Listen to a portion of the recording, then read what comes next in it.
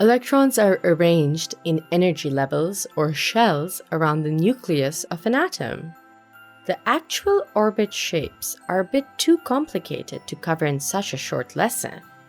But on average, the orbital radius increases as the energy levels increase. In our diagrams, the shell nearest the nucleus is going to represent the lowest energy level or shell, and we draw a circle to depict each shell. We use a dot or a cross to represent each electron, and we represent the nucleus by the chemical symbol. Each electron exists in an atom in a particular shell, and the electrons must occupy the lowest available shell nearest the nucleus first.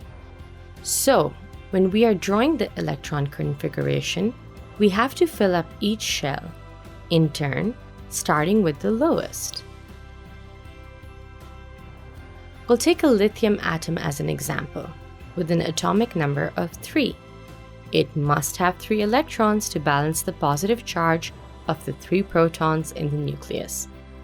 It's worth remembering that the atomic number tells you the total number of electrons in a neutral atom. So we put the first and second electron into the first shell. However, this shell can only contain a maximum of 2 electrons. That's one of the rules that you need to remember.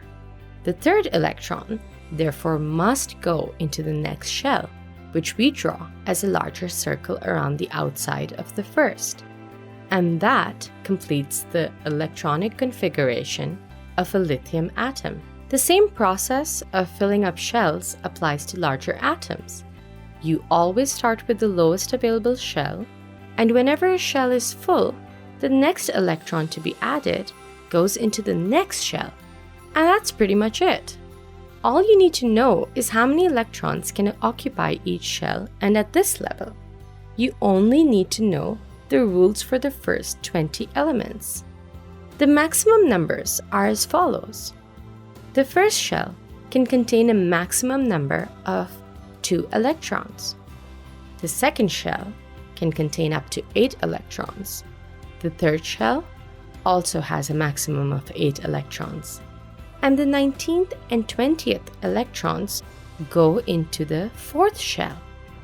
And this would actually represent a calcium atom. Note that as we fill up each level, we've been drawing the electrons evenly spaced out on each shell. This is to keep the diagrams tidy and make it easier to count the electrons. And what's more, there's a shorthand way of writing this down. 2882. The first number represents the inner shell or lowest energy level. The full stop shows how the electrons are separated between the shell. The second number tells us how many electrons are in the next shell, followed by the third and fourth shells. And so now it's your turn. I would like you to draw the electron configuration of a carbon atom. Pause the video, find a piece of paper, and have a go. Here's what it should look like. It has a full first shell and 4 electrons in the outer shell. Did you get it right? Now, how would you write the electron configuration in numbers for this atom? Pause the video again or rewind if you need to have a think about this. The answer is that you draw electronic configurations.